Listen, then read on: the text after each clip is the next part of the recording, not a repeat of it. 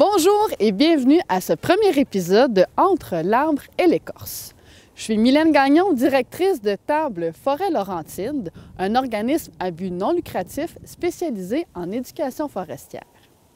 L'éducation forestière peut prendre plusieurs formes, que ce soit par une émission de vulgarisation comme celle-ci, par des ateliers en classe, des sorties d'interprétation adressées à différents publics de tous les âges.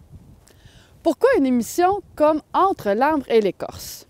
Comme on le sait, la foresterie et la transformation du bois dans les Laurentides soulèvent plusieurs enjeux et plusieurs passions, souvent fondées sur une mauvaise connaissance et de la mauvaise information qui est diffusée. Entre l'arbre et l'écorce se veut de vous présenter différents reportages, différentes capsules basées sur des faits et de façon neutre. Chaque semaine, l'équipe de Table Forêt Laurentide vous présentera des faits inusités, des entrevues, ainsi qu'un arbre qui sera mis en vedette à la fin de chaque épisode. Aujourd'hui, pour la première émission, nous partons à la rencontre de Charles Gélina au Boisé Von Allmen afin d'en apprendre un peu plus sur la foresterie et la forêt dans les Laurentides. Et n'oubliez pas, à la fin de l'émission, l'arbre de la semaine.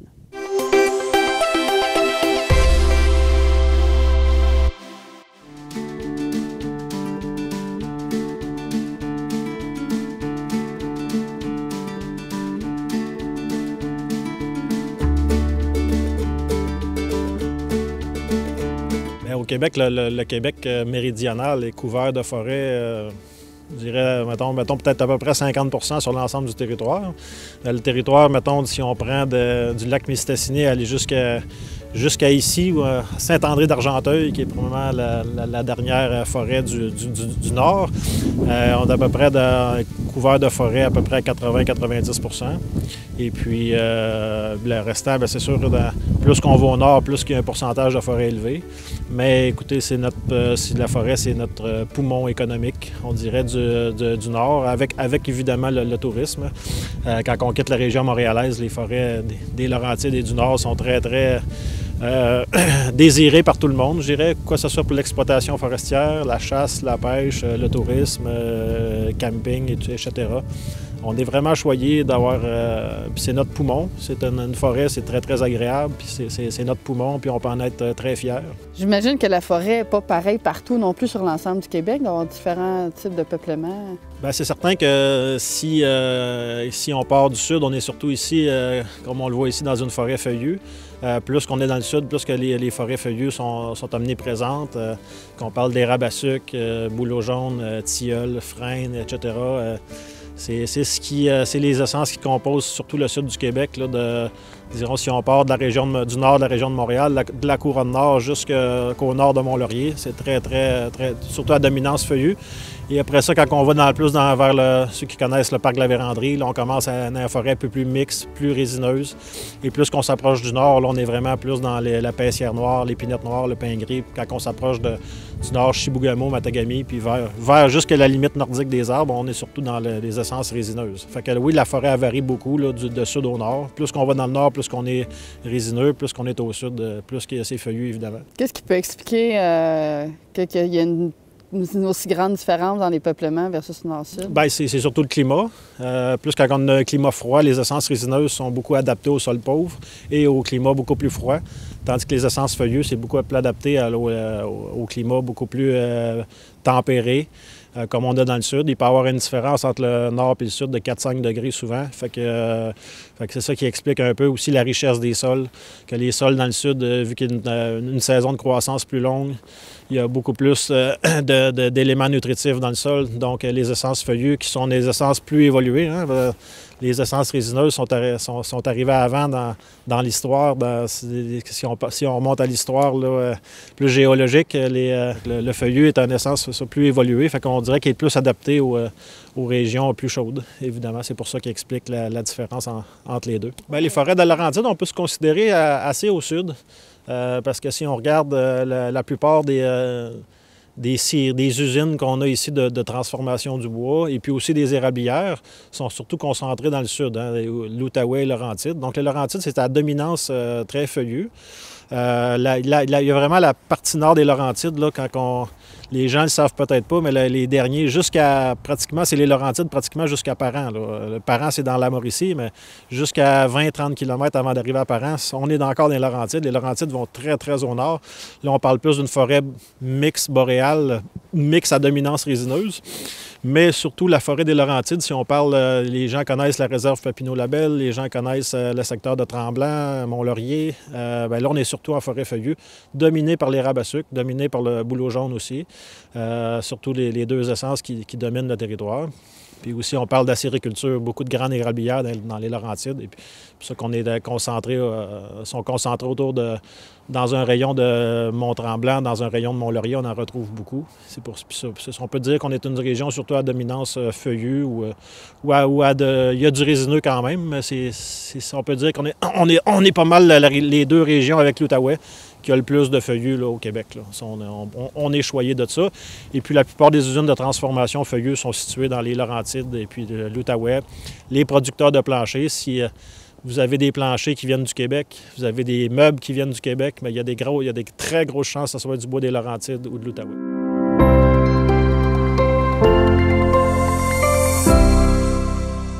Le saviez-vous? Toutes les essences de bois qu'on retrouve au Québec flottent. C'est pourquoi, auparavant, on laissait flotter les troncs d'arbres coupés dans les cours d'eau pour les transporter jusqu'aux usines. C'était les draveurs qui effectuaient ce travail. On pratiquait ce métier jusqu'au début des années 90.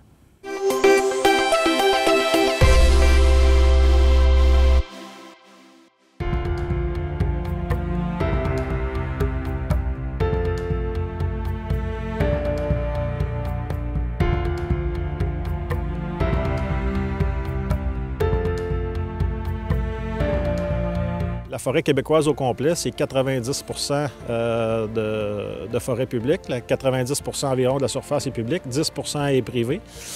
On retrouve les forêts publiques surtout au nord ou dans des régions qui n'ont pas été vouées à l'agriculture. C'est ce qui fait la différence entre les forêts publiques et privées. Les forêts privées sont surtout concentrées le long des villes parce qu'ils ont été donnés ou ils ont été vendus par le gouvernement à l'époque lors de la colonisation pour le développement agricole et le développement du territoire. Les forêts publiques n'ont jamais été nécessairement données pour l'agriculture. Donc, c'est ce qui explique un peu la différence privée-publique. Et les forêts privées, dans les Laurentides, je dirais qu'on a une proportion beaucoup plus élevée que 10 de forêts privées. Je pense qu'il doit y avoir à peu près au moins 30 à 40 du territoire qui doit être privé environ. Et puis le restant, c'est public. Donc, c'est à peu près. La forêt publique, évidemment, est beaucoup plus dominante, mais si on parle de production de bois, la forêt privée va quand même chercher 20 du volume, malgré son 10 au travers du Québec, va quand même produire 20 du bois parce que c'est une forêt qui est beaucoup plus riche, beaucoup plus productive que les forêts publiques qui sont situées au nord. On dit que la forêt, en une bonne partie quand même, la forêt publique, est-ce que ça veut dire que n'importe qui peut aller faire qu'est-ce qu'il veut n'importe quand? Non, évidemment. Bien, c'est sûr que la forêt, oui, est publique. L'accès au public, depuis les années 70, l'accès s'est démocratisé, on peut dire. Parce que si on parle historiquement, jusqu'à dans les années 80, fin 70, début 80, c'était des concessions forestières. Le gouvernement offrait des concessions forestières aux grandes papetières. Comme ici dans la région, c'était la CIP, qui avait une usine ici, si je ne me trompe pas, à Hawkesbury. Et puis, tout le bois était sorti par flottage de bois. Et eux, il n'y avait pas d'accès démocratique en forêt. C'est que eux, il fallait que tu passes par eux pratiquement pour aller accéder à la forêt québécoise. Ça l'a changé dans les années 80. On a comme démocratisé un peu l'accès à la forêt. Le régime des concessions forestières a été aboli pour un régime qu'on appelle de contrat d'approvisionnement forestier. Donc, tout le monde peut aller. Tout le monde a ses droits, c'est-à-dire que la compagnie forestière a ses contrats en bonne et due forme pour aller récolter du bois. Le villégiateur, lui, il y a des baux de villégiature qui se sont donnés depuis les années 70, c'est-à-dire qu'il accorde un droit d'avoir un chalet sur la forêt publique à des gens, à monsieur tout le monde, si on peut dire. Donc, ça l'a démocratisé un peu la villégiature. Et aussi, il faut comprendre, il y a les pourvoiries qui sont devenus privés, mais qui ont les droits exclusifs de chasse et pêche. Fait qu'il faut passer par les pourvoiries si on veut aller là. Mais il y a des territoires aussi libres, qu'on peut appeler libres, que que oui, on peut aller se promener, aller chasser avec un permis du gouvernement, évidemment, qu'on peut aller se promener puis chasser librement. Donc, il y a différents types de forêts publiques, mais il reste que, oui, la forêt, elle appartient à tout le monde, mais ça prend quand même, il faut dire aux gens que ça prend quand même un permis pour faire quoi que ce soit. Mais il reste que oui, l'accès à la forêt est maintenant très démocratique et puis elle appartient à tous les Québécois. La compagnie forestière, elle a un droit, avec un contrat, via un contrat d'approvisionnement, avec une garantie d'approvisionnement, elle a un contrat avec le gouvernement pour aller couper du bois. Si après, on parle de la population là, qui va aller récolter du bois de chauffage, bien, ça prend un permis auprès du ministère Forêt, Fonds et Parcs, qu'eux vont vous donner un permis pour aller dans certains secteurs spécifiques, aller ramasser du bois. Fait que oui, c'est sûr que on a la population a des droits, mais la plupart des activités nécessitent un permis, que ce soit pour ramasser du bois, que ce soit pour la chasse, la pêche. Il faut faire les choses dans les règles. Et puis c'est ça.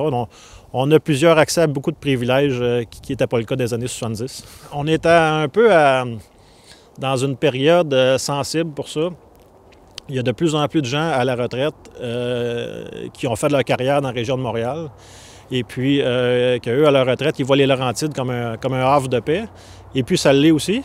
Il ne faut pas se le cacher. C'est un havre de paix. Et puis, c'est ça que les Laurentides sont très, très attirantes au niveau tourisme. Mais, comme j'ai expliqué, il y a aussi des interventions forestières en forêt. Comme je vous disais, le plancher que les gens consomment dans les Laurentides et dans l'Outaouais, il y a des grandes chances qu'il soit aussi été coupé dans les Laurentides ou dans l'Outaouais. Et puis le bois, comme on dit, c'est un matériel écologique qui se renouvelle, c'est une ressource renouvelable. Sauf que ça fait, je dirais pas des conflits, mais je dirais qu'il y a une communication qui n'existait pas peut-être il y a 20 ans, qu'il faut qu'il y ait aujourd'hui parce qu'il y a beaucoup plus de monde dans les Laurentides. Et puis l'industrie continue à rouler au même rythme qu'elle fait depuis des décennies, depuis plusieurs décennies, puis la forêt se régénère. Fait que c'est ça, c'est un défi de dire, OK, il y a des interventions forestières, mais il y a aussi des activités touristiques. Est-ce que les deux activités cohabitent? La réponse, c'est oui. Parce qu'on le voit dans plusieurs pays du monde qui ont des interventions forestières depuis beaucoup plus longtemps que nous. Ça marche, ça fonctionne. Ils sont capables beaucoup plus que nous d'harmoniser les deux pratiques. Et puis nous, on dirait qu'on est en adaptation par rapport à ça. Puis oui, il y a des petits conflits, je dirais pas même parfois des conflits un peu plus majeurs, mais on dirait qu'on était comme dans on est comme dans un choc social, si vous voulez, entre les deux activités.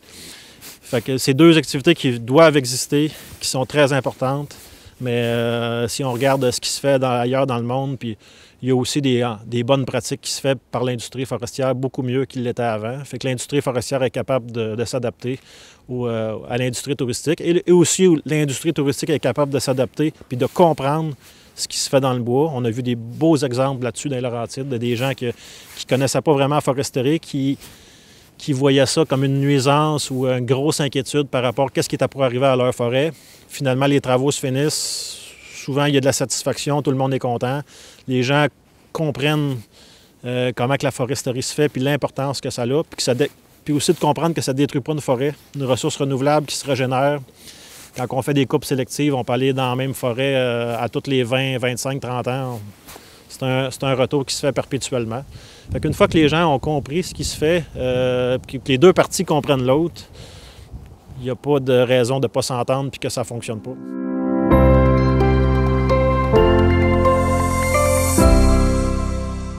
La question du jour. Qu'est-ce qu'une EFE? Une EFE, ou écosystème forestier exceptionnel, est un territoire protégé par le ministère des Forêts, de la Faune et des Parcs, en vertu de la loi sur l'aménagement durable des forêts. On retrouve 3 types d'EFE, soit les forêts rares, qui est un écosystème qu'on retrouve à peu d'endroits et qui couvre une petite superficie.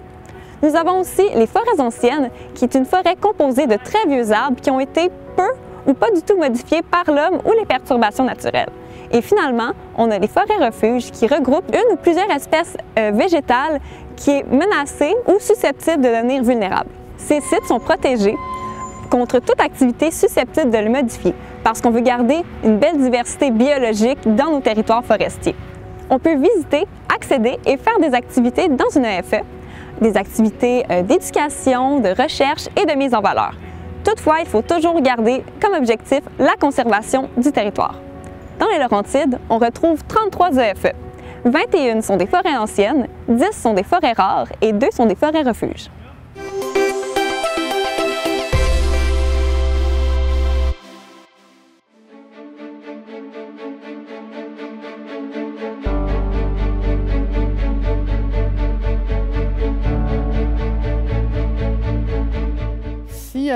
Si on vient à la base, à part, des fois on pense que c'est juste pour faire rouler l'économie qu'on va aller faire de la récolte de bois. Y a-t-il pourquoi on récolte du bois?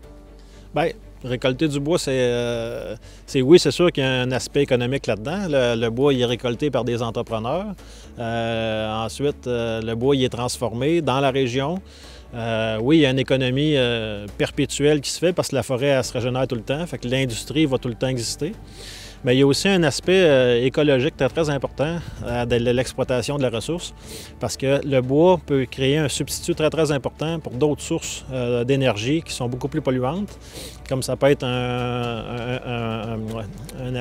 comme pour le pétrole, ça peut être un substitut très important pour le pétrole, une alternative à des sources moins polluantes. Puis comme la bioénergie en tant que telle, c'est surprenant ce qu'on peut faire avec le bois. On peut mettre du bois, il y en a dans les emballages, dans les aliments. Dans plusieurs aliments, il y a du bois. Dans les médicaments aussi, il peut y avoir du bois. Du bois dans beaucoup de choses, dans les vêtements même. Donc, c'est un produit renouvelable et très écologique. Si on compare avec le plastique, beaucoup de choses qui sont faites en bois au lieu du plastique. On améliore beaucoup notre environnement global en utilisant le bois. Et aussi, c'est un substitut. Des fois, on peut avoir le choix de faire des constructions, une alternative à l'acier et au béton. C'est sûr que l'exploitation forestière est une ressource renouvelable, contrairement à l'acier et au béton, puis elle est beaucoup moins polluante. Une scierie de bois prend de l'électricité puis prend un peu de vapeur d'eau qui s'échappe du séchoir. À part de ça, il n'y a vraiment pas d'impact, très peu d'impact, un peu au transport, mais c'est minime.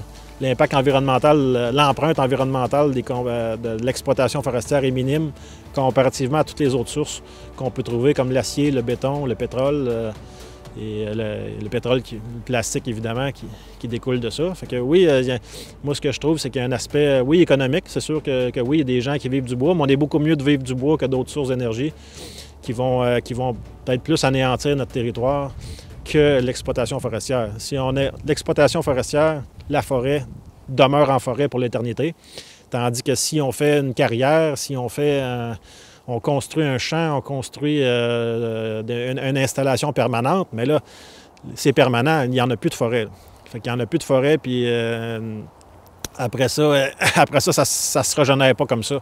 Si on regarde là, ce qui se passe dans des carrières désuètes ou vous regardez des reportages de ce qui se passe dans l'amiante à Thetford Mines, dans ce coin-là, c'est des aspects assez, quand même, pratiquement irréversibles. Tandis que l'exploitation forestière, on retourne au même endroit après 20, 25 ans, 30 ans, dans des coupes sélectives. C'est très, très bénéfique aussi pour l'environnement.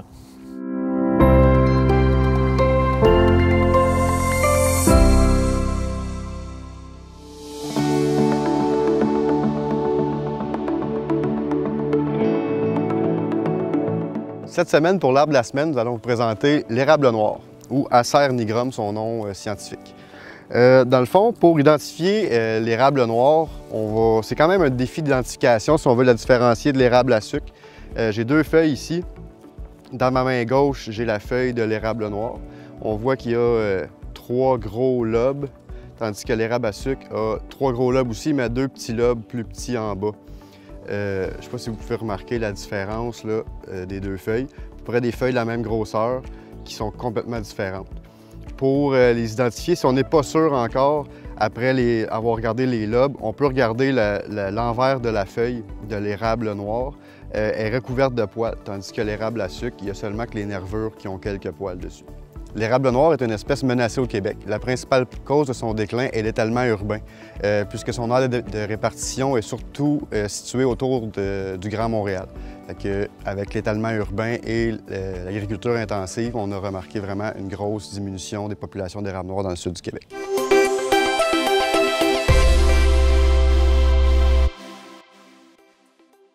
Donc, on comprend que la forêt dans les Laurentides a ses particularités et ses enjeux. Si vous voulez en savoir plus à propos de notre organisme, je vous invite à visiter le site web tableforêt.ca ou à nous suivre sur les différentes plateformes sociales. Je vous dis à la semaine prochaine. Bonne semaine!